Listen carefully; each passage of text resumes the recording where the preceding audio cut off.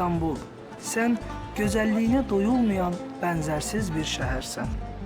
İstanbul, sen Türkiye'nin en mehriban övladısan.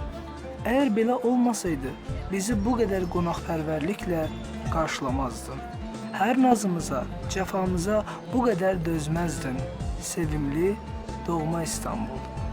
Bax indi bir daha anladık ki, sen ve sakinlerin biz Azərilərin nə qədər candan, ürəkdən sevirsən. Bu gözəl qoynunda hamıdan çox bizə yer ayırmağı özünə borc bilirsən. Gülər üzlü insanların, sakit və qaynar küçələrin, müasir ab-havan bizi çox sevindirdi. Çünki biz Azərilər hər zaman yalnız İstanbul'un değil, bütün Türkiye'nin xoş gününü, firavan həyatını arzulamışıq. Ne güzel ki arzularımız günü-gündən çin olur. Bizim sonsuz gürur hissimiz semalarda doğan güneşle birlikte dalgalanan şanlı Türk bayrağına benzeyir.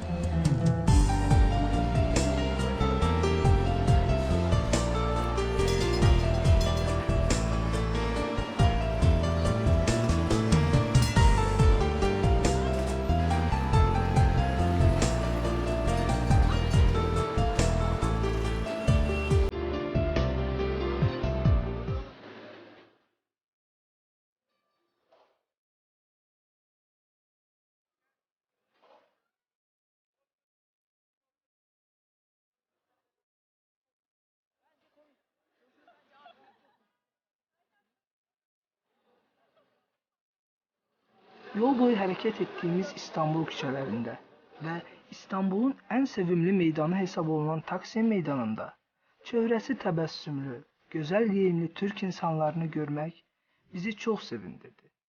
Azerbaycan'dan geldiğimizi anlayan İstanbul sakinlerinin çoxu bizi özünə məxsus şəkildə salamladı. Ama Taksim küçelerinde hareket eden bu tramvaydan bize belki de bütün Azerbaycan'a verilen salam ve yaxud edilen jest daha maraqlı oldu.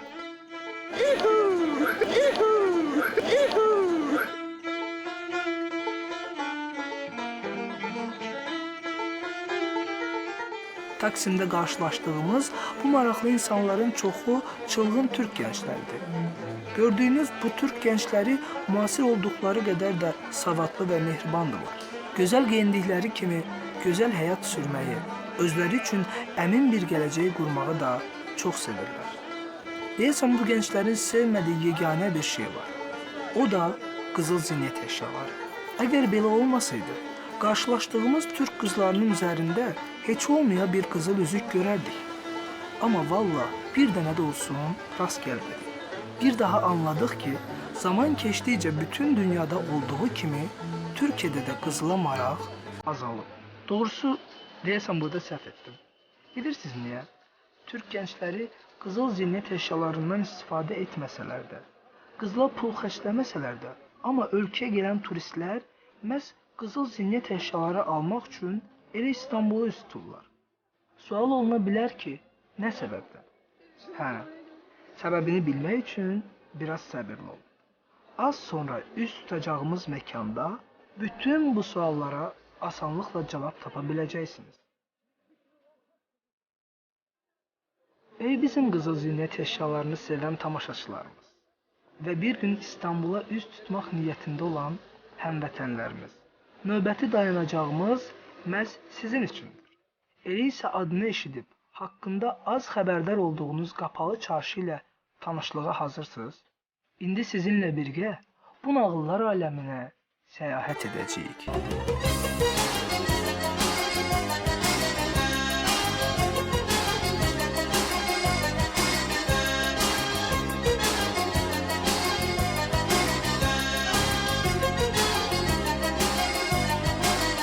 Nəhayət, haqqında danışdığımız Qapalı Çarşı.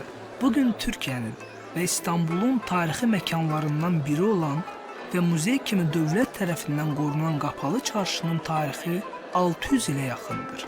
İkincisi isə Osmanlı dövrünə aiddir.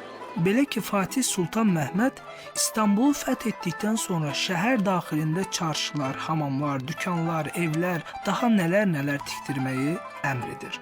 Bu tikillər arasında Qapalı Çarşının özünə məxsusluğu daha tez gözə çarpır. Əvvəlcə parça və geyim satılması nəzərdə tutulan çarşıda qısa bir zaman keçdikdən sonra qiymətli daşqaşların, bahalı əşyaların satılması da geniş vüsət aldı. Çox keçmədi ki, bu çarşıda insan üçün gərəkli olan hər şey satılmağa başladı. Fatih Sultan Məhmədin köhnə sarayının yanında inşa edilmiş çarşı əvvəllər Sandal Bedesteni adı ilə tanınırdı.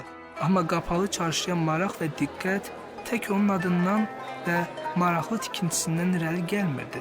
Şəhər tacirlərində, ölkə zənginlərində ən çox maraq doğuran qapalı çarşıdakı kassaların mövcudluğu idi. Təbii ki, o dövrdə günümüzdəki kimi az qalsın ki, güllə belə keçirməyən seyflər yox idi. Və bu səbəbdən də Osmanlı İmperiyasının milyonçuları qalaq-qalaq pullarını, kilolarla qızıllarını saxlamaq üçün qapalı çarşıya üst tuturdular. Çox cüzi vergi müqabilində öz var-dövlətlərini qapalı çarşıda fəaliyyət göstərən xəzinələrdə saxlayırdılar. Bu səbəbdən də qapalı çarşıda dünyanın hər yerindən gətirilmiş qızıl zinət əşyalarına, daş-qaşlara, silahlara, qiymətli parçalara, bir sözlə o zaman var dövlət sayılan hər şeyə rast gəlmək olarmış.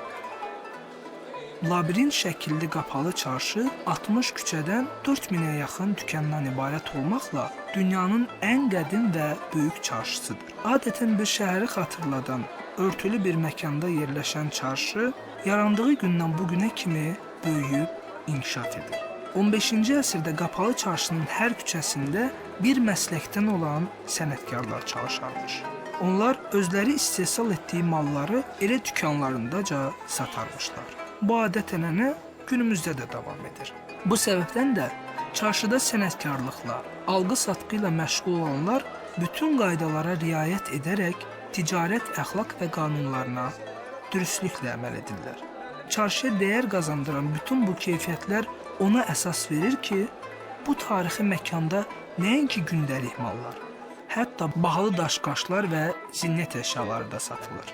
Bu səbəbdən də kimliyindən asılı olmayaraq hər bir insan çox rahat və əminliklə qapalı çarşıdan kilo ilə belə qızıl ala bilər və heç kim də ona gözünün ucu ilə baxmaz.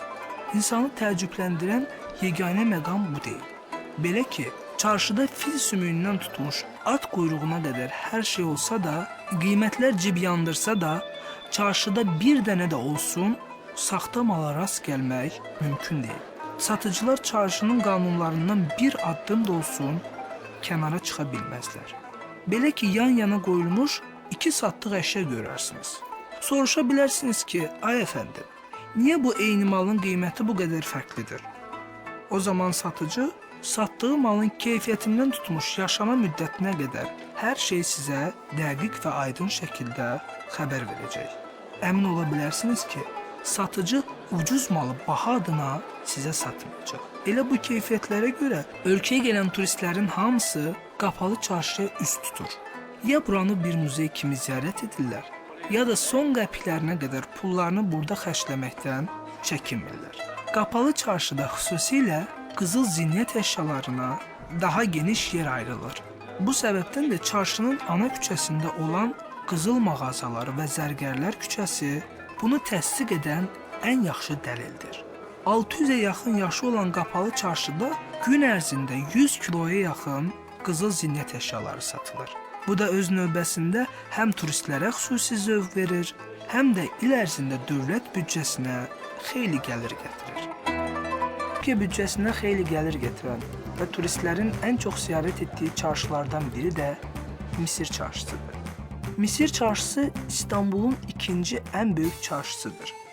Bu çarşıda geyimdən tutmuş qidiyə qədər hər şey tapa bilərsiniz.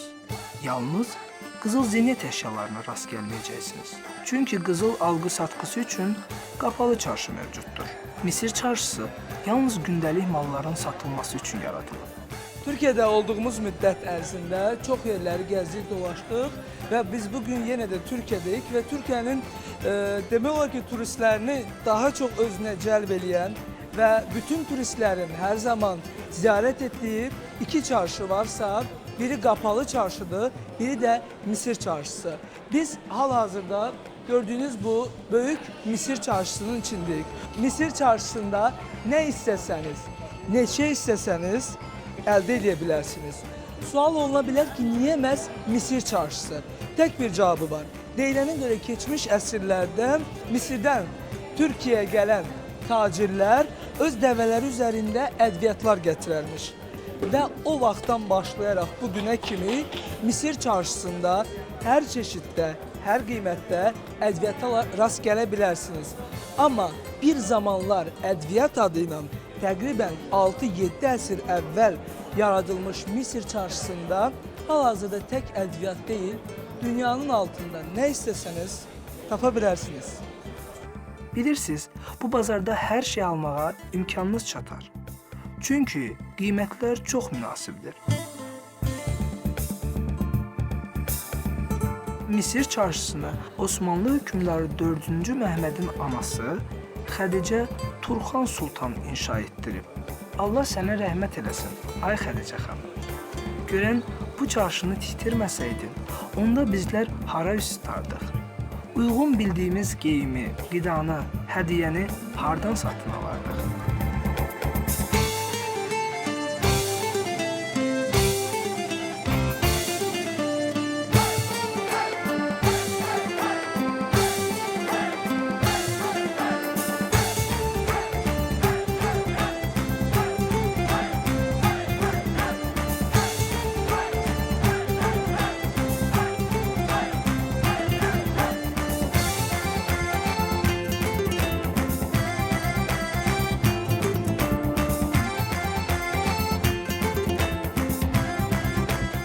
Bazarda çox da vaxt keçirə bilmədik.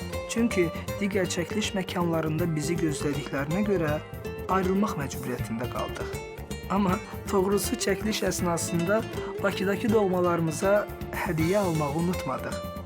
Siz də bu çarşıdan nə vaxtsa doğmalarınız üçün hədiyyə almaq istəyirsinizsə, Misir çarşısını unutmayın.